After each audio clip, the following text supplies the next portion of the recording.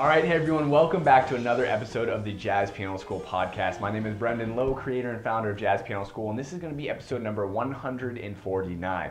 Now, I may look a little tired, a little scraggly right now, and it's for good reason. That's because me and my team have been working endlessly to revamp and redesign Jazz Piano School to make it an even better user experience than it already is. And I can guarantee you and promise you that once you become a member of Jazz Piano School, let me tell you, the relaunch that we're going to be doing in the next month is going to be absolutely fantastic. So we will keep you posted on that. Until then, we're going to continue the series that I've been doing on rhythm changes. In the last episode, I went over improvisation secrets for rhythm changes to the A section. Now, in this episode, I'm going to be going over how to improvise over the bridge to rhythm changes. Now, it can get kind of tough, kind of difficult with the 4 consecutive dominant chords, right? But with the methods and strategies that I'm about to show you in this podcast episode, I promise you, you'll be able to easily and quickly improvise over the bridge to rhythm changes without any sweat, okay? So let's dive right into this episode. All right, what's up, everyone? This is Brendan Lowe. Welcome to the Jazz Piano School podcast. Thank you so much for being here. Thank you so much for listening, as always, and I truly, truly appreciate your support. This is going to be episode number 149. We're almost at 150. That's amazing. And this episode is going to be about improvising over the rhythm section bridge changes. So we have 4 consecutive dominant chords, which can be kind of can create problems. It can be problematic for some people, and I know I used to find it difficult to find things to do over 4 consecutive dominant chords. How do we get a good sound out of dominant chords? Because it's just, I don't know, dominant chord can just present problems, right? Especially when you have 4 consecutive dominant chords going back and forth in the bridge to rhythm changes. But we're going to tackle that. It's going to be very, very easy. So thank you so much for being here. So the last episode we did, I talked to you about the A sections. So we're going over the A sections to rhythm changes, and improvising over that. Sorry, I apologize. My allergies have been crazy right now. If I'm sniffling a little bit or taking deeper breaths than usual, it's crazy here in Sacramento. The trees and all the pollen and everything. It's just all of a sudden Sacramento's a weird town because it just blooms, right? It's like out of nowhere. One day it'll be like it was raining for the past week, and then boom, like everything blooms full force, and it's just like for people with allergies like me, it's just terrible, right? So I know there's people out there who feel my pain. But anyway, I did do the rhythm changes A section last week, going over a couple amazing things you could do with that to kind of simplify it. And now we're going to tackle the bridge. So I have 5 things that I've written down that I'm going to go over, kind of shoot right through. And so with that being said, let's dive right into this episode.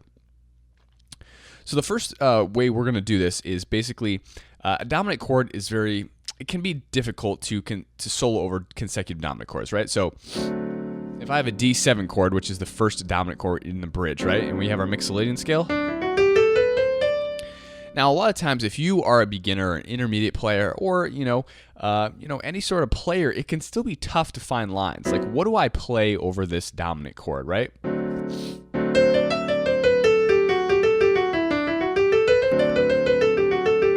Like, that doesn't sound like jazz, and a lot of people will be like, "Oh, use your mixolydian scale, right?"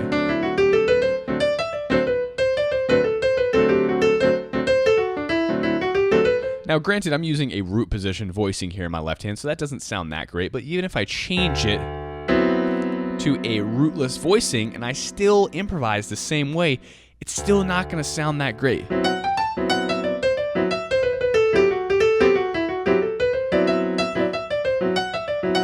And again, especially if I continue through all the rhythm changes just using all of their mixolydian scales, it's still not going to sound that great, right? So we have D7, going to G7, going to C7, going to F7, and then finally to our B flat chord, right? So if I solo all mixolydian chords, so here we go, 1, 2, 1, 2, 3, 4.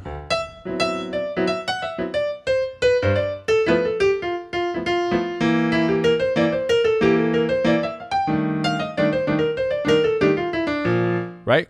And then back to that B flat. So there wasn't much happening there, right? It doesn't really sound like jazz. So how do we make it sound like jazz? Well, the very first method I'm going to show you is our bebop scale. We need to get in approach notes, and specifically an approach between the 7 and the 1. Now, approach notes and bebop scale kind of tie into each other. So with your bebop scale, you can also use approach notes, right?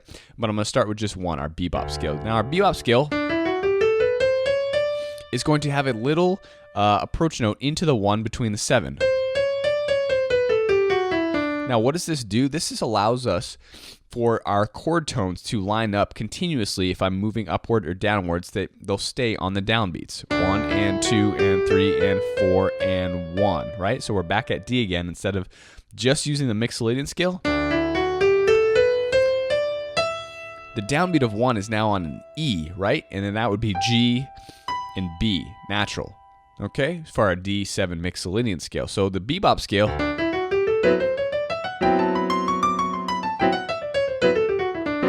it allows us to continuously move up and down the scale and continuously land on chord tones, right? So you can use this coming down, coming up, moving back and forth,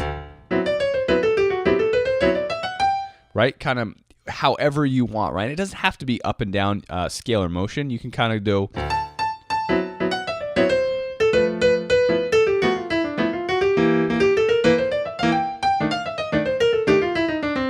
right? So you can kind of play around with it, and I'm leaning into the other bebop scale. So obviously I use the D bebop scale, and then the G7 bebop scale, then C, and then F, and I kind of blended them into each other. Now, the other way to do this is to use more approach tones, and if you're using more approach notes and, moving around with your approach notes, right?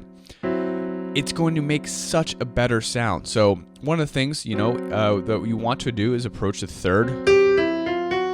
This is a very standard approach using chord scale above, chord scale below. Excuse me. Chord scale above, chord scale below, and then chromatic. It's basically a double chromatic into the third, right? Or approaching the fifth. Or you can approach the third just with a half step below or a half step below to the fifth. You can do chord scale above to the fifth or combine it, right?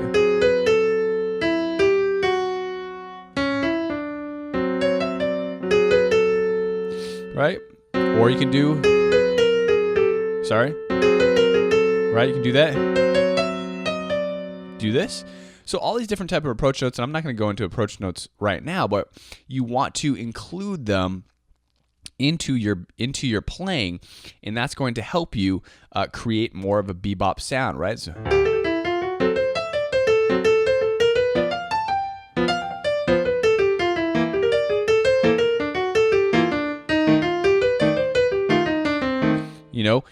adding those approach notes in is really going to create movements that kind of give a nice, really distinct feel to your improvisation instead of just having this kind of bland Mixolydian scale moving up and down. Okay, so that's going to be number one. Number two is we have all these dominant chords, which is amazing. You don't have to make them just natural dominant chords. And what do I mean by that is natural 9, natural 13. Right? You can change these, right? Change up the chords. Maybe you make them all altered, right? You can play your altered scale. You can make them any kind of type of chord you want, really. You can play your whole tone scale right over this. You can play your whole tone scale over the G chord, right?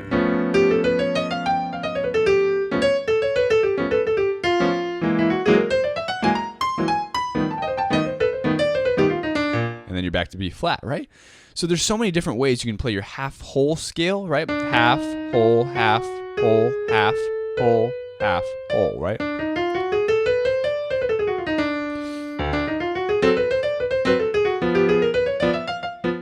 Sorry.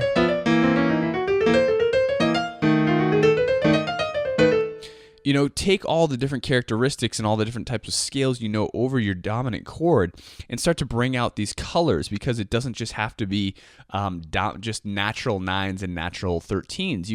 You have the freedom, that's what jazz is, to change up the sound over your dominant chords, all right?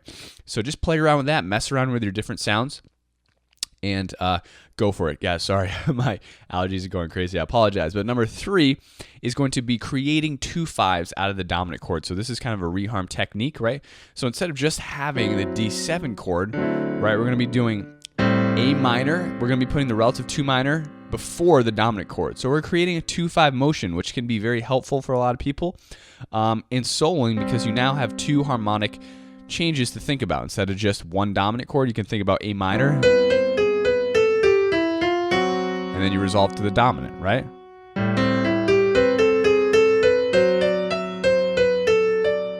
Right? And so by creating this kind of more different thought process of these movements of your shells, you're creating a different mindset, and you can create more language.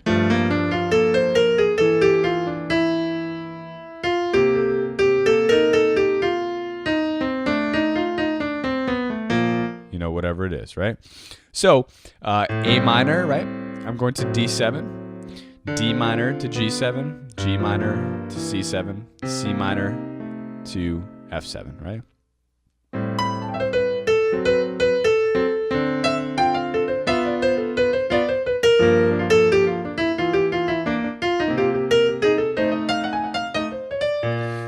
You know, and that's it. So basically, you're just adding 2 5s into the equation, right? You can also play your bebop scale while you're comping over your minor chords, right?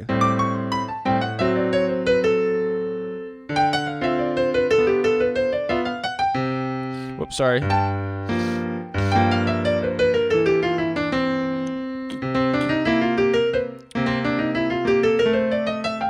Okay, so by moving up and down your bebop scales, basically you're playing your D bebop scale into your G, but your left hand is playing your A minor 7. You're playing your 2 5s, right?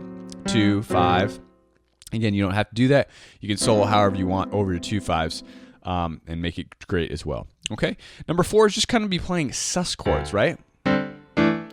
Right. If you create more of a sus sound, voicing, right, over that chord. You could even create a sus with a third in there. So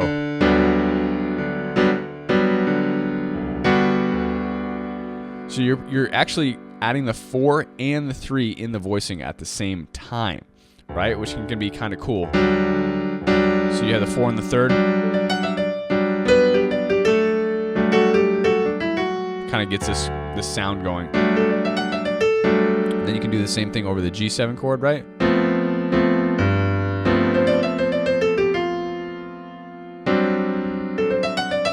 You don't have to add the 7th there, then the 7th will sound good either, or if it's just a D sus or D7 sus.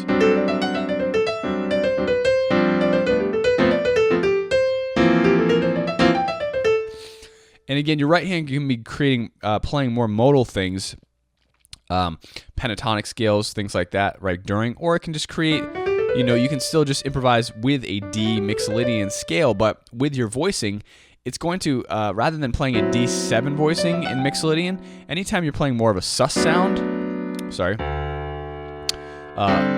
like this, with the 13 in there if you want, it's going to create more of a better sound, if you're just using mixolydian and playing, D pentatonic,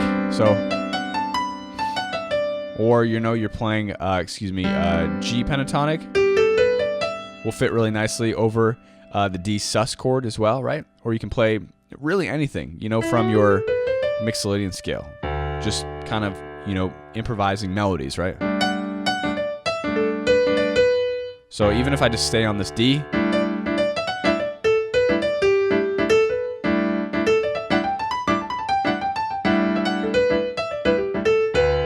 and then go into the G, right?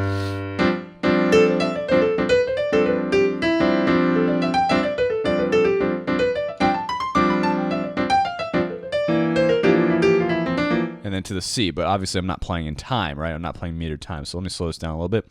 I'll play in metered time. 1, 2, 1, 2, 3, 4.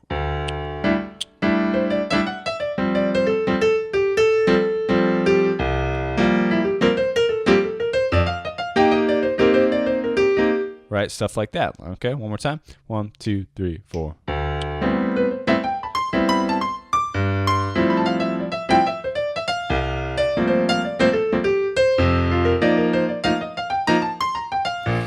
at the top, right?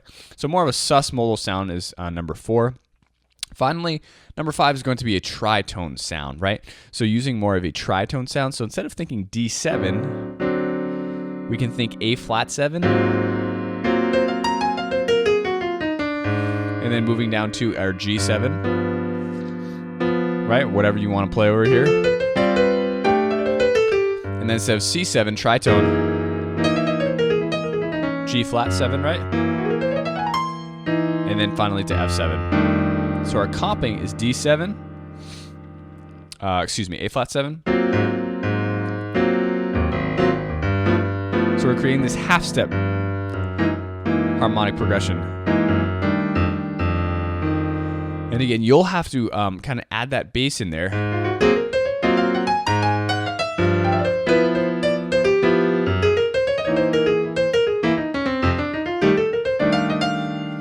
To kind of really give it that half step feel if you're playing by yourself, even and most likely with a bass player, because they're going to be walking D, G. So you want to add that A flat sound in to really kind of bring it out. Otherwise, they probably won't be doing it unless they're hearing you do it. Right? And likewise, you can start with the D7 chord here, instead of starting with an A7 and going down half steps here to your B7, right? So D7, D flat 7, C7, B7, right? Now the other thing you can do with your tritone is add on your relative 2 minor to that progression. So instead of A flat, G, G flat, F, you can go E flat, A flat, D, G, C sharp or D flat minor, G flat 7, C minor, F7, right? So you're going to start your progression on an E flat minor to A flat 7. That's going to be completely different, right? So now here's the bridge, right? Then we have E flat minor.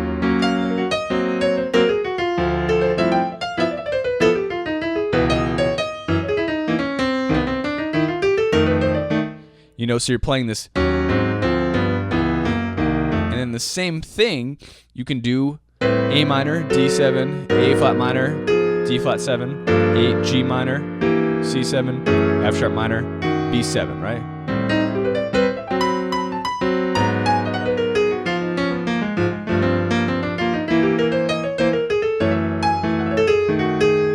Right, so that progression is moving down by half steps. And that's adding the relative 2 to all the tritones that you've just put in there, okay? So that's going to be some amazing ways that you can use to improvise over the bridge to rhythm changes. There's still so many more, and eventually we'll cover those probably in a specialty course. But I hope you guys had fun with that. Have a fantastic week, and as always, happy practicing. All right, well, I hope you guys enjoyed this latest episode on how to improvise over the bridge to rhythm changes. As always, go ahead and subscribe down below to get our free weekly podcast lesson sent directly to YouTube. We release it every single Wednesday. We also release a free weekly lick of the week on Mondays that will be sent directly and published on our YouTube channel. So definitely go ahead and hit subscribe below. If you have any comments or questions, go ahead and leave them in the comments down below. And definitely keep your eyes peeled for the relaunch of Jazz Piano School, because we're going to have some amazing discounts, and the redesign is absolutely fantastic. I wish I had this when I was a little kid, or when I was kind of going through all of my education. So we've worked so hard on redesigning everything inside Jazz Piano School, and I guarantee you it's going to be worth the wait. So definitely be on the lookout for that and check it out. Until I see you in the next episode, as always, have a fantastic day and happy practicing.